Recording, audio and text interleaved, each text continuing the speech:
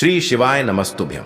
हर हर महादेव। दोस्तों, आप सभी लोग जानते हैं कि 10 जून 2025 यानी मंगलवार को पड़ रही है ज्येष्ठ महीने की पूर्णिमा तिथि। और दोस्तों, ये वो तिथि है जो ज्येष्ठ महीने में पड़ने वाली सबसे बड़ी तिथि है, क्योंकि यह मंगलवार के दिन पड़ रही है। और इस दिन वट पूर्णिमा व्रत भी रखा जाएगा और इसका बहुत ही बड़ा और विशेष महत्व होता है। पूज्य गुरु जी ने कहा है, अगर कभी भी मौका लग जाए और ज्येष्ठ महीने की पूर्णिमा तिथि मंगलवार को पड़ जाए तो आप लोगों को 31 चावल के दाने का उपाय तो अवश्य ही करना चाहिए। इन दोनों का संयोग बहुत ही कम आता है। और दोस्तों, पूज्य गुरु जी ने अपनी शिव महापुराण की कथा में बताया है, इस दिन आपको 31 चावल दाने वाला उपाय तो अवश्य ही करना चाहिए, क्योंकि ऐसा दिन पूरे साल में सिर्फ एक ही बार आता है। और दोस्तों, आप सभी लोग जानते हो कि मंगलवार पूर्णिमा का अगर सबसे बड़ा कोई उपाय है तो वो 31 चावल के दाने वाला उपाय है। तो दोस्तों, इस मंगलवार पूर्णिमा के दिन आप लोगों को इस 31 चावल दाने वाले उपाय को जरूर करना है। बहुत सारे लोग होंगे जिन लोगों ने इस उपाय को न किया हो, मतलब पूरा साल निकल गया और उन्होंने किसी भी दिन इस 31 चावल दाने वाले उपाय को न किया हो। पर दोस्तों, आपके पास एक आखिरी मौका बचा हुआ है जो कि 10 जून के दिन है। तो इस दिन आप लोगों को इस वाले उपाय को जरूर कर लेना है। भले ही आपने पूरे साल भर इस उपाय को न किया हो, पर अगर आपने इस ज्येष्ठ महीने के वट पूर्णिमा के दिन अगर इस वाले उपाय को कर लिया तो आपको इस उपाय को करने का वो फल मिलेगा जिसकी आपने कभी कल्पना भी नहीं करी होगी। इसीलिए आप लोग इस वाले उपाय को एक बार जरूर कर लेना, ताकि आप लोगों के हाथ से यह मौका ना जा सके और आपको इस उपाय को करने का फल मिल सके। दोस्तों, यह उपाय पंडित जी ने अपनी अभी की ही शिव महापुराण की कथा में बताया है। जिस उपाय को आज हम आपको बहुत अच्छे से समझाने वाले हैं, इस वीडियो को देखने के बाद इस उपाय को समझने के लिए आपको कोई और वीडियो को देखने की जरूरत नहीं पड़ेगी। तो चलिए दोस्तों, उपाय को शुरू करते हैं। देखिए, ये इस ज्येष्ठ महीने के मंगलवार के दिन ये इतना खास होता है, इतना महत्वपूर्ण होता है। देखा गया है कभी कभी बड़े बड़े पूजा पाठ अनुष्ठान से जो मनोकामना पूर्ण नहीं होते, वो इस ज्येष्ठ महीने के वट पूर्णिमा के दिन एक छोटे से उपाय करने से ही आपकी मनोकामना पूर्ण हो जाती है।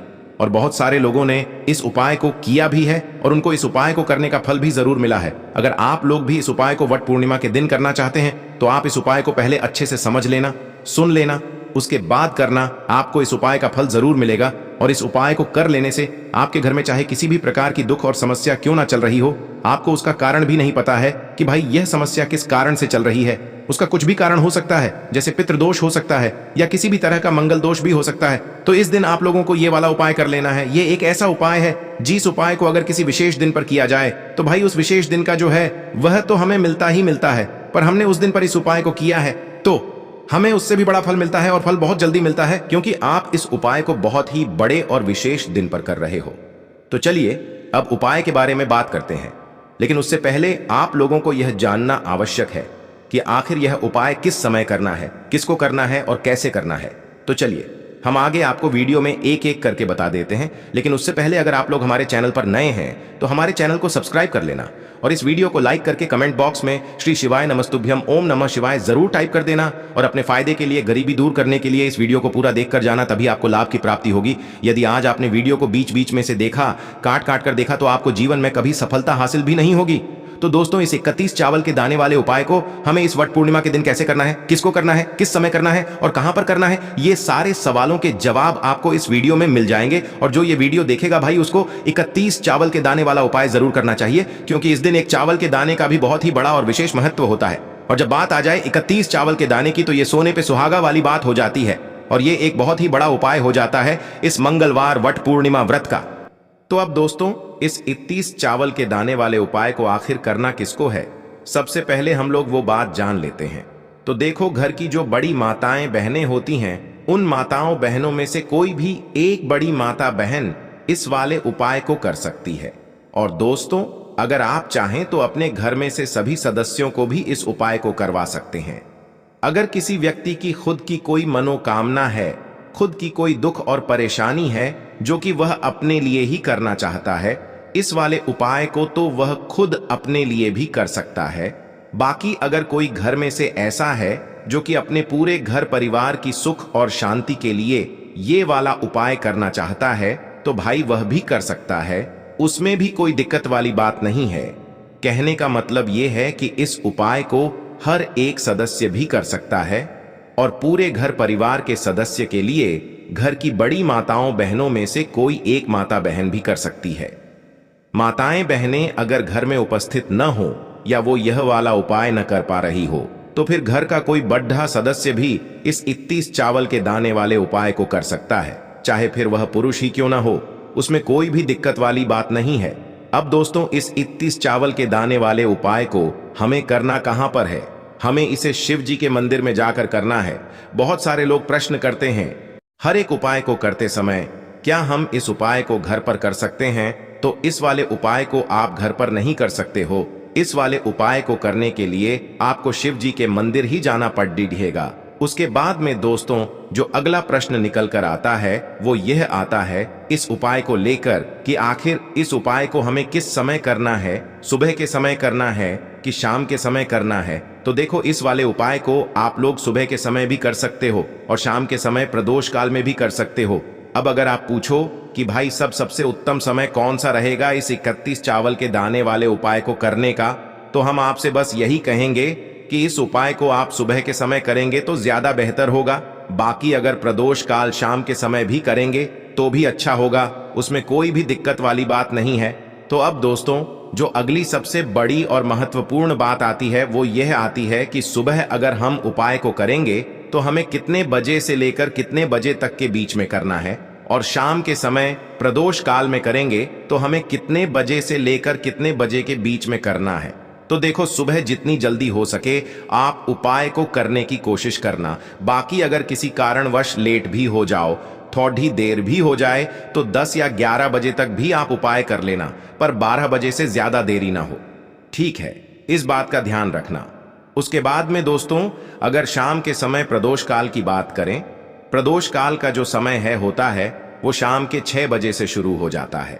मतलब शाम के 6 बजे से लेकर 7 बजे के बीच का जो समय होता है, ये समय प्रदोष काल का समय होता है। पर अभी जो मौसम चल रहा है, इस मौसम में जो है शाम बहुत देरी से होती है, तो आप इस उपाय को 7 या 8 बजे के बीच में भी कर सकते हो। मतलब शाम के 6 बजे से रात 8 बजे के बीच में आप कभी भी इस वाले उपाय को कर सकते हो, उसमें कोई भी दिक्कत वाली बात नहीं है। अब दोस्तों, यहाँ पर इस उपाय को लेकर एक और सबसे बड़ी बात ये निकल कर आती है कि इस 31 चावल के दानों को हमें लेना कहां से होता है, और हमें इस उपाय को करने के साथ में क्या और कुछ भी सामग्री ऐसी होती है जो शिव जी के मंदिर लेकर जानी पड़ती है। तो देखो, यहां पर हम आपको बता दें, सबसे पहले आप लोग यह जान लो कि यह जो 31 चावल के दाने वाला उपाय है, सिर्फ और सिर्फ आप उपाय की सामग्री लेकर कभी भी शिव जी के मंदिर मत जाना, क्योंकि हमें भगवान के सामने ये नहीं दर्शाना है कि अगर हम भगवान शिव जी के मंदिर आए हैं तो अपने फायदे के लिए आए हैं। तो इसलिए जो भी पूजन सामग्री है, उपाय सामग्री है, 31 चावल के दाने, इसके साथ में आपको पूजन सामग्री भी जरूर लेकर जाना है। देखो, अगर सुबह के समय उपाय कर रहे हो तो सीधी सी बात है, 1 लोटा जल तो आप लेकर जाओगे ही जाओगे। वही 1 लोटा जल अगर मिट्टी का जल हो तो बहुत अच्छा रहेगा। मिट्टी का जल कैसे बनाया जाता है, इसके लिए हमने पहले से बहुत सारी वीडियोस बना दी है। आपके पास इस दिन एक आखिरी मौका रहेगा मिट्टी का जल शिव जी पर चढ़ाने का, और उपाय को करने का बहुत बड़ा आपको इस दिन फल मिलेगा। तो इसीलिए इस दिन हो सके तो भाई मिट्टी का जल चढ़ाना तो अपने साथ में कम से कम 1 लोटा जल तो आपको लेकर जाना ही जाना है। अगर मिट्टी का जल नहीं है तो घर का जल भी आप इस्तेमाल कर सकते हो। इसके अलावा जो भी पूजन सामग्री है, देखो 31 चावल के दाने ये अलग आपके रहेंगे, और जो आपकी पूजन सामग्री रहेगी वो अलग रहेगी। पूजन सामग्री में आप जो भी चीज लेकर जाना चाहे वो लेकर जा सकते हैं। एक बेलपत्र भी लेकर जा सकते हैं, उसमें कोई भी दिक्कत वाली बात नहीं है। वहीं अगर हम बात करें शाम के समय की, तो शाम के समय शिव जी पर जल नहीं चढ़ता है, इसीलिए शाम के समय आप लोग एक दीपक तैयार कर लें, जो कि गोलबत्ती का, आटे का, शुद्ध देसी गाय का घी का होगा, है ना। इस बात का आप लोगों को ध्यान रखना है, और इस दीपक को आपको घर से जलाकर नहीं लेकर जाना है, भगवान शिव जी के मंदिर में जाकर ही जलाना है। इस बात का भी आप लोगों को ध्यान रखना है। अब दोस्तों, यहां पर हमें इस बात को समझना है कि यह 31 चावल के दाने हमें लेना कहां से है। क्या हमें दुकान से लेकर आना है, या हमें अपने घर से लेना है, या कहां से लेकर आना है, और कौन से चावल लेना है, क्योंकि चावल भी बहुत प्रकार के होते हैं। तो देखो, इन सभी सवालों के जवाब आप लोग एक बात में सुन लो कि भाई ये जो उपाय है, इस उपाय में आपको ये नहीं देखना है कि भाई कौन से चावल है, कौन से चावल नहीं है। बस जो भी चावल ले रहे हो वो चावल का दाना सबूत होना चाहिए। मतलब साबुत होना चाहिए, टूटा हुआ नहीं होना चाहिए, कटा पिटा नहीं होना चाहिए। ये बात आपको ध्यान रखना है। बाकी आपका चावल बासमती हो या सादा चावल हो या कोई सा भी चावल हो, उसमें कोई भी दिक्कत वाली बात नहीं है। तो सीधी सी बात है कि आपके घर के रसोई घर में जहां पर आप भोजन बनाते हो, वहां पर जो भी चावल आपके उपस्थित हो, उन चावलों में से अपनी एक कटोरी भर लेना या एक मुट्ठी चावल अलग से निकाल कर रख लेना, क्योंकि हम 31 चावल ही यहां पर इस उपाय में लेने वाले हैं। तो हमें यह चावल के दाने गिनकर निकालने पर डिढेंगे। इस बात का आप लोगों को ध्यान रखना है। तो अपने उस चावल की कटोरी में से या चावल में से 31 ऐसे चावल के दाने आप लोग निकाल लो जो कि टूटे हुए ना हो, कटे पिटे ना हो, जिनमें कोई दाग ना लगा हुआ हो, है ना। अच्छे साबुत चावल के दाने 31 दाने आप लोग निकाल कर रख लो और इन्हें किसी भी एक कागज की पुड़िया में या किसी एक छोटी सी कटोरी में आप लोग रख लो, ताकि यह सुरक्षित रहे, आपके एक भी चावल का दाना इधर उधर ना हो और आपका उपाय भी पूरा अच्छे से हो जाए। तो भाई जैसे ही आपका उपाय की जो सामग्री है, 31 चावल के दाने ये तैयार हो जाते हैं, उसके बाद मैं आपको जो भी अपनी पूजन सामग्री है सुबह के समय कर रहे हो, तो एक लोटा जल और एक बेलपत्र या पूजन सामग्री जो लेकर जाना चाहो उसकी भी तैयारी कर लेना। और शाम के समय जा रहे हो तो भाई अपना जो दीपक है उसे तैयार कर लेना, ठीक है। और उपाय को करते समय शुद्धता का विशेष रूप से ध्यान रखना, ठीक है। सुबह सुबह स्नान करने के बाद ही उपाय को करने की आप लोग तैयारी करना। उसके बाद अगर शाम के समय की बात करें तो शाम के समय आपको स्नान करने की जरूरत नहीं है, पर शुद्धता का ध्यान रखना है। आपको स्नान तो नहीं करेंगे, आप हाथ मुंह धोकर भी इस वाले उपाय को शाम के समय प्रदोष काल में कर सकते हैं, इसमें कोई दिक्कत वाली बात नहीं है। तो आप अपने उपाय की पूरी सामग्री तैयार करके आपके पास ही में जो आपका शिव मंदिर हो वहां पर पहुंच जाइए। सबसे पहले शिव मंदिर में जाकर आप लोगों को उपाय नहीं करना है, पहले भगवान के दर्शन करना है, भगवान से आशीर्वाद प्राप्त करना है, फिर शिव जी की शिवलिंग के पास में आना है। शिवलिंग के पास में आने के बाद आप जो पूजन सामग्री लेकर आए हुए हैं, जैसे कि सुबह गए हुए होंगे तो एक लोटा जल और जो भी पूजन सामग्री लेकर आए हैं आप उनसे भगवान शिव जी की पूजन कीजिए। सबसे पहले तो एक लोटा जल ही चढ़ेगा, फिर आपको एक बेल पत्र श्री शिवाय नमस्तुभ्यम का जाप करते हुए शिवलिंग पर चढ़ा देना है। उसके बाद में आपकी पूजन सामग्री चढ़ेगी। उसके बाद में अगर दोस्तों शाम के समय अगर आप इस उपाय को कर रहे हो तो अपने साथ में कम से कम एक जो दीपक है गोल बाती का जो आप अपने साथ में लेकर गए हो, उस दीपक को मंदिर में जाकर अपनी माचिस से जलाना है और उस दीपक को शिवलिंग के पास में रखना है, ठीक है।